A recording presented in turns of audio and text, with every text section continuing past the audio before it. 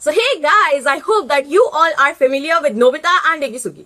So let's differentiate them. Nobita is a person who believes in finding passion. He is a person who thinks that if a thing is meant for me, then I'll be good at it. It is something hidden in me. While Dekisugi is a person who believes that I am not born with a talent or God-gifted thing, but I can become good at it, good at a skill by working on it. So let's talk about building passion versus finding passion in this video. So what is finding passion? Nobita thinks that passion is already hidden inside him. He just have to find it and work on it.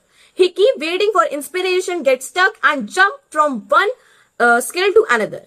While Dekisugi is a person who thinks that who create passion over time by working on a skill and getting good at it. By this way, he gains confidence, he becomes expert at a skill and genuinely start loving what he is doing.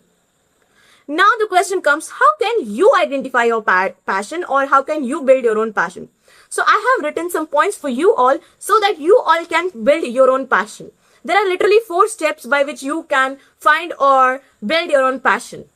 So let's start with step 1, which is start with small curiosity. You just have to, don't think about life goal. You don't have to think that am I going to pursue it as my career. You just have to think which skill is interesting me the most, which skill am I finding most interesting, or which skill is very attracted for me.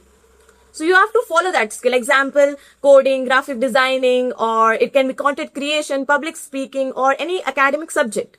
It could be anything. But you just have to start with a curiosity. Don't think about life.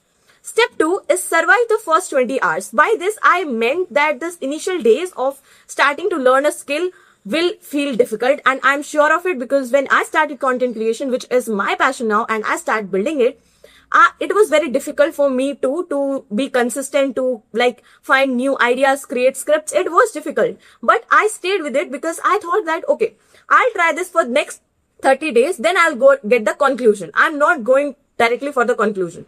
I'll try it first. Now that begins our step 3, which is watch for small wins. And let me tell you that I gained 1 more subscriber this week. So I thought, why not to celebrate it? So for celebrating 1 subscriber, I had a party.